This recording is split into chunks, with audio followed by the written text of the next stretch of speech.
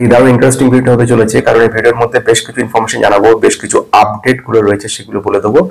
আর একটা খুব গুরুত্বপূর্ণ বিষয়, সেটা হচ্ছে নিফটি আমাদের 24,000-কে ভেঙে উপরে উঠে গেছে, এখন অনেকটা পজিটিভ মুভ করার একটা জায়গা রয়ে গেছে, সে বিষয় নিয়ে কথা বলে রয়েছে। এবং 24,000 উপরে 24,850-এ যাওয়ার একটা সম্ভাবনা রয়েছে, 550 ফার্স্ট লেভেল, সেকেন্ড 850 যাওয়ার সম্ভাবনা রয়েছে।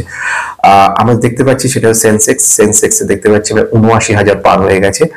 আর Nifty bank all time high 55,000 ছাড়িয়ে গেছে। এগুলো সবই পজিটিভ খবর। ব্যাংকিং সেক্টরকে আমি অনেকবার বলেছিলাম, অনেকেরই অনীহা ছিল ব্যাংকিং সেক্টরের উপরে, কিন্তু যারা সিরিয়াস তারা অলরেডি কিন্তু সেই সময় দিয়ে ব্যাংকিং স্টক গুলো কালেকশন যা করার করে নিয়েছে। আজকে দেখলাম বেশ কয়েকটা রেজাল্ট এসছে, রেজাল্ট গুলো দারুণ, সেই রেজাল্ট বুঝতে হবে। আমরা আগের দিন একটা আলোচনা করছিলাম ওই চ্যানেলের মধ্যে, সেটা খুব দারুণ ইন্টারেস্টিং একটা বিষয়, সেটা হচ্ছে একটা বিশাল বড় ফ্রড কোম্পানি, যে কোম্পানি 90% ডাউন হয়ে গেছে, প্রমোটার সমস্ত সেল করে বেরিয়ে গেছে। কিন্তু কি করে জানবো, অনেকে প্রশ্ন করেছিল, অনেকে বলছিল আমাকে যে কিভাবে জানতে পারবো আগে থেকে। সেই কারণে জানার জন্যই তো অ্যানুয়াল রিপোর্ট তৈরি করা, সেই কারণেই তো না দরকার পড়ে সবাইকে যারা এই ইনভেস্টমেন্ট জগতে আসতে চাইছো। ইনভেস্টমেন্ট জগতে যদি থাকতে চাও এবং সেখানে যদি অন্যের উপর নির্ভরশীল থাকতে চাও, তাহলে থাকতেই পারো। যেমন বলতেই পারো, স্যার আপনি রিপোর্ট গুলো পড়ে আমাদেরকে কোম্পানির সময় জানিয়ে দিন, তাহলে আপনার কোনো হয়ে যায় অসুবিধা হয় না, যেরকম আমি জানাবো। তো সেটা তো সহজ ব্যাপার। আরেকটা ব্যাপার যেটা তোমাদের পছন্দ নয় অনেকের, সেটাই বলি, সে কারণে অনেকে আমাকে পছন্দ করো না, সেটা হচ্ছে যে নিজে পড়ে নাও, নিজে বুঝে নাও। আমি তোমাকে দুদিনের খাবার জোগাড় করে দিতে পারি, কিন্তু নিজেকে মাছ ধরে খাওয়ার যে আনন্দটা, বা স্টক মার্কেটে খুঁজে পেতে সেরা স্টক গুলো বেছে নিয়ে তাতে ইনভেস্ট করার যে আনন্দ, সেই আনন্দ কিন্তু কোনোদিনই কখনো তুমি পাবে না একজন লোক বলে দিল বলে। যেরকম একজন আমার লিখেছে, স্যার আপনি তো বলেছিলেন এমটার টেকনোলজি এই কোম্পানিটা যদি খারাপ হয়, তাহলে তো আপনি একসময় ভালো বলেছিলেন। ব্যাপারটা কিন্তু তা ছিল না। আমি আমার পয়েন্ট অফ ভিউ থেকে ভালো বলেছিলাম, তোমার পয়েন্ট অফ ভিউ থেকে খারাপ হতেই পারে, কারণ সব দিক তো ভালো নয়। যেরকম আমি যে পয়েন্টগুলোকে হাইলাইট করেছিলাম, যেরকম স্পেস এবং রিসার্চ টেকনোলজি ভবিষ্যতের ভালো জায়গা আসতে চলেছে, উল্টো দিকে তুমিও তখন নেগেটিভ তোমার ছিল, প্রমোটার তো নেগেটিভ স্যার বিক্রি করে বেরিয়ে যাচ্ছে। তো আমি যেখানে পজিটিভ খবর বলেছিলাম যে আস্তে আস্তে কোম্পানিটা কিন্তু প্রচুর যাকে বলা হয় ক্যাপিটাল এক্সপেন্ডিচার করছে, সেখানে তোমার উল্টে বলার কথা ছিল স্যার এখনো পর্যন্ত তো প্রফিটেবিলিটি দেখাতে পারলো না। তো এইগুলো হচ্ছে কি, নিজেকে বুঝতে হবে। অ্যানুয়াল রিপোর্টটা যদি আস্তে আস্তে পড়া শুরু করতে, আমি তো এটা আরো ইন ডেপথে যেতাম, তাকিয়ে দেখলাম যে অনেকেরই উৎসাহ নেই। তো সেখানে ডেপথে গিয়ে কি করব, যেখানে জানার বিষয় ছিল রিপোর্ট গুলো পড়াটা দরকার। 100 জনের মধ্যে একজন আমাকে জানালো আমি রোজই রিপোর্ট পড়ার চেষ্টা করি, রোজ পড়া যায় না, অবাস্তব ঘটনা। আর এটাকে যদি চ্যাট জিপিটি নিয়ে গিয়ে পড়ো, তোমার পুরো খিচুড়ি করে ছেড়ে দেবে। চ্যাট জিপিটি তার নিজের মতো করে বানায়, যে পয়েন্টের মতো করে, কিন্তু তোমার শেখাটা হলো কি, তুমি জানতে পারলে কি আরেকজনের উপর আমার থেকে নির্ভরশীলতা কমে গেল, নির্ভরশীল পারলো চ্যাট জিপিটির উপরে।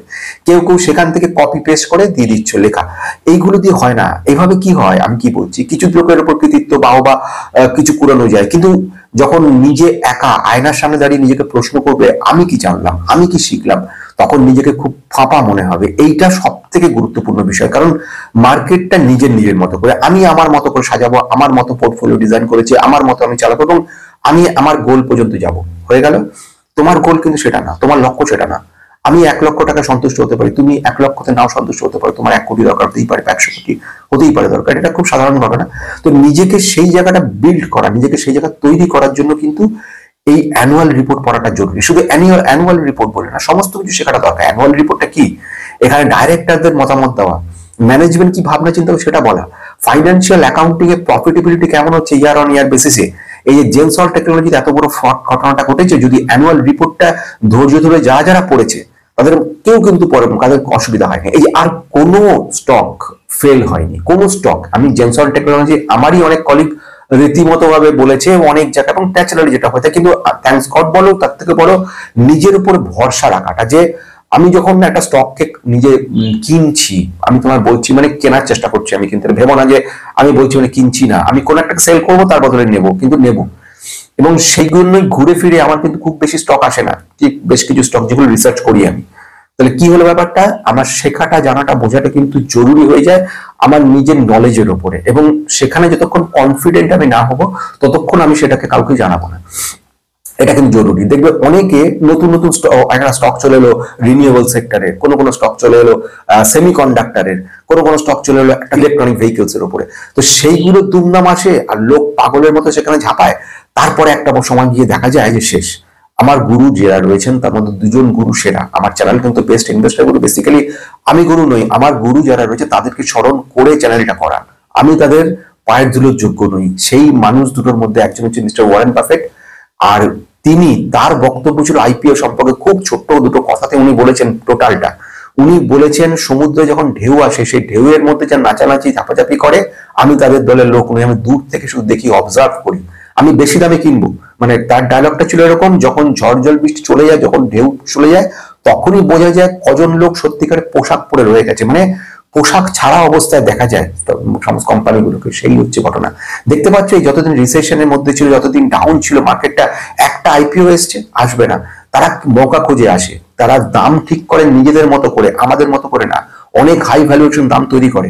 এগুলো হচ্ছে ভোলানোর জন্য। জেনসল টেকনোলজি এরকমই একজন, মিডিয়া হাইপ তুলে বিভিন্ন লোককে কনভিন্স করিয়ে তার সঙ্গে সঙ্গে বিভিন্ন রকম ভাবে পাম্প অ্যান্ড ডাম্প করে স্টকটাকে কোথায় তুলে নিয়ে গেছিল। সাধারণ নিরীহ সমস্ত যারা ইনভেস্টার, লোভী, তাদেরকে ঘাড়ে ফেলে দিয়ে তারা চম্পট। তো যাই হোক, থ্যাঙ্কস গোস টু সেবি, এই জায়গাটা ওনারা খুব ভালো কাজ করেছেন। আমি জাস্ট অ্যাপ্রিসিয়েটিং দেম। খুব মানে সুন্দর কাজকর্ম হয়েছে, সব জায়গা থেকে আটকে দিয়েছে ওদেরকে ইনভেস্টমেন্টে, মানে এই পর্যন্ত আমি যা বুঝলাম।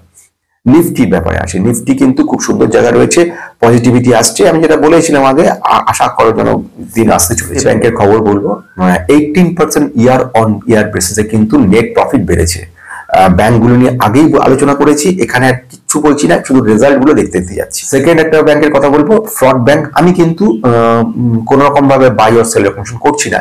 ইয়ার অন ইয়ার বেসিসে 63% প্রফিট হয়েছে, সেটা হচ্ছে ইয়েস ব্যাংক। ইয়েস ব্যাংকের প্রফিটেবিলিটি খুব বেড়েছে, এবং লক্ষ্য করবে এর সঙ্গে সঙ্গে আপার সার্কিট লেগেছে, বহু লোক আবার ঝাঁপিয়েছে, যেন আগামীকাল থেকে আবার এটা উপরে উঠবে, এই গ্যারান্টিটা কিন্তু এখনো জায়গা আসেনি জায়গাটা।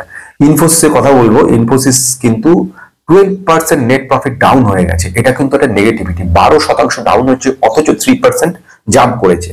এই ব্যাপারটা একটা। আমি এরপরে আইটি টোটাল সেক্টরকে নিয়ে কথা বলবো, আরেকটা স্টকের কথা বলবো, টাটা এলএক্সির কথা বলবো। টাটা এলএক্সিও কিন্তু এই মুহূর্তে রেজাল্ট কিন্তু একেবারেই তেমন ভালো হয়নি। মানে যদি একটু দেখে নিই, নেট প্রফিট প্রায় 12.4% ডিক্লাইন করেছে, ডাউন হয়ে গেছে। মানে 196 কোটি যেটা ছিল ওটা 172 কোটিতে চলে এসেছে। এরপরে যেটা আসবে সেটা হচ্ছে জাস্ট ডায়াল এর কোম্পানিটা। জাস্ট ডায়াল কোম্পানি কিন্তু নেট প্রফিট মোটামুটি ভালো করেছে, অ্যাপ্রক্সিমেট 36% নেট প্রফিট জাম্প করেছে। এর ফলে আমরা দেখলাম 9% মতো আপ ট্রেন্ড হয়েছে। জাস্ট ডায়াল কিন্তু চমক দেওয়ার কি ব্যাপার না, 9% ঝাপানোর ব্যাপার না, অনেকটা ডাউন হয়েছিল। মার্কেটে একটু ট্রেন্ডটা দেখলে বুঝবে, তারপরে আবার উপরে উঠেছে। সুতরাং এই নিয়ে চমকের কিছু নেই। আসছি মার্কেট ট্রেন্ডের মধ্যে কারেন্সি। মানে দেখতে পাচ্ছি আমরা খুব সুন্দরভাবে ফরেন ইনফ্লো কিন্তু অ্যাডজাস্টেড হওয়া শুরু হয়ে গেছে, এবং দেখলাম একটা যেটা এফআইআই মানে কেনাটা কিন্তু অব্যাহত রয়েছে, এবং স্ট্রং ইনফ্লো হচ্ছে ফরেনারদের বাড়ছে। এটা আমাদের পক্ষে খুব পজিটিভ ঘটনা। কারেন্সি এই মুহূর্তে দাঁড়িয়ে আছে 85.36 এ। এই যে 85.36 কারেন্সি দাঁড়িয়ে রয়েছে, এটা একটা পজিটিভ ঘটনা, এবং এইগুলো আলটিমেটলি আমাদেরকে কিন্তু একটা খুব মানে পজিটিভ মুভমেন্ট করায়, ভালো জায়গা তৈরি করে।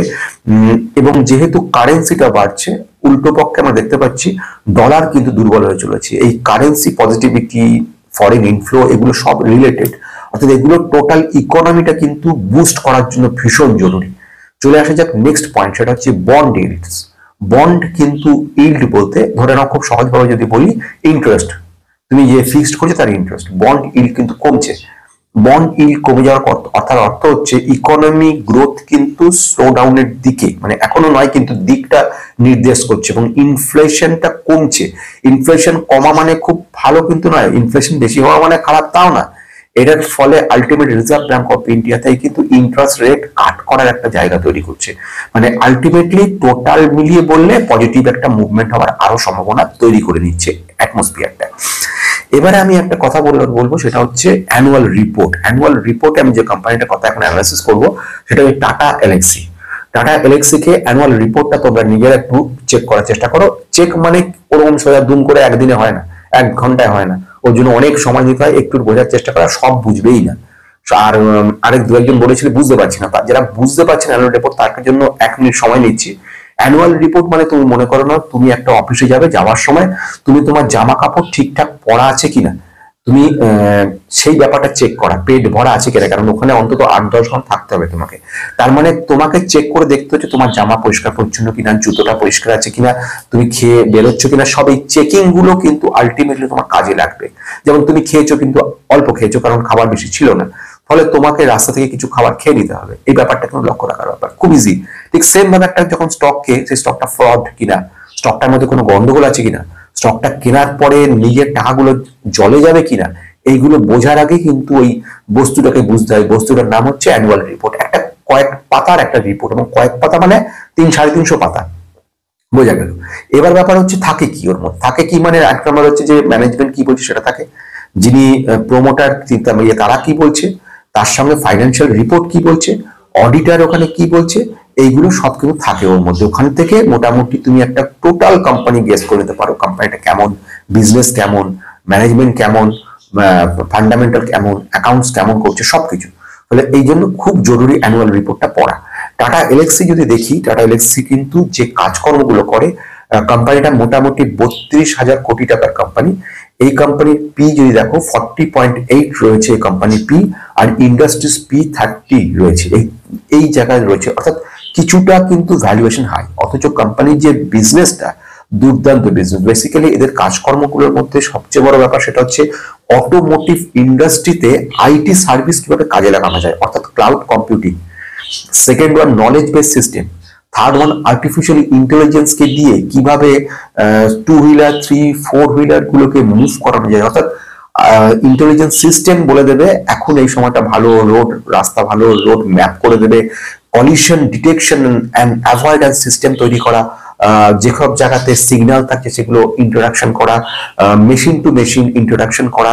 তুমি স্টার্ট করার আগে তুমি টোটালি মানে প্রিকশনস নেওয়া, সেগুলো ঠিকঠাক আছে কিনা দেখা, তোমার গাড়ি কত স্পিডে যাওয়া উচিত সেটা চেক করে দেখা, আর্গোনোমেট্রিক ওয়েতে তুমি রিল্যাক্স ওয়েতে বসছো কিনা সেটা চেক করে দেখা, তোমার গাড়ির ভিতরে যে তাপমাত্রা সেটাকে নিয়ন্ত্রণে রাখা, এন্টারটেনমেন্ট গুলোকে ইনফো এন্টারটেনমেন্ট বলে সেগুলো ঠিকঠাক রাখা, এই সমস্ত কিছু আর্টিফিশিয়াল ইন্টেলিজেন্স মাধ্যমে করা। এবং রিসেন্টলি ড্রাইভার ছাড়া গাড়ি চালানো যায় কিনা সেটা রিসার্চ স্তরে চলছে। রিসার্চ অ্যান্ড ডেভেলপমেন্টের একটা দুরন্ত জায়গা তৈরি করেছে। সেকেন্ড ওয়ান, মেডিকেল সায়েন্সের ওপরেও কিন্তু টাটা এলএক্সি কাজ করছে।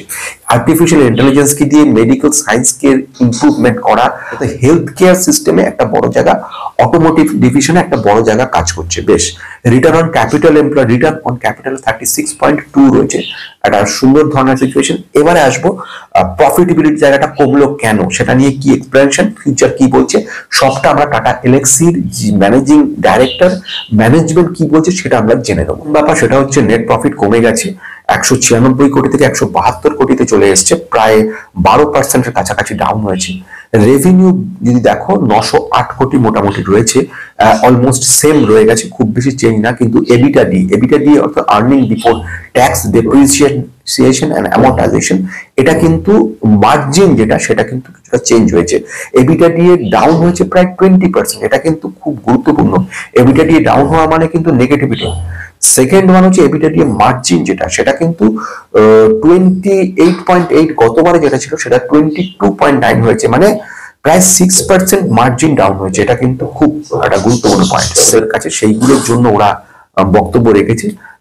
সেটার মধ্যে চ্যালেঞ্জের মধ্যে প্রথম হচ্ছে অটোমোটিভ সেগমেন্টে যে কাজকর্ম ওরা করছে। প্রথম হচ্ছে জিও পলিটিক্যাল টেনশন চলছে, সে কারণে ওদের বিক্রি বাট্টা কমে গেছে, এক number. Second one, tariff related সারা ওয়ার্ল্ড জুড়ে যে টেনশন চলছে, এর ফলেও ওদের যে বিজনেসটা আউটার ওয়ার্ল্ড, আউটার ইন্ডিয়ার বা ভারতের বাইরে বিদেশে যেগুলো, সেগুলো ক্ষতিগ্রস্ত হচ্ছে।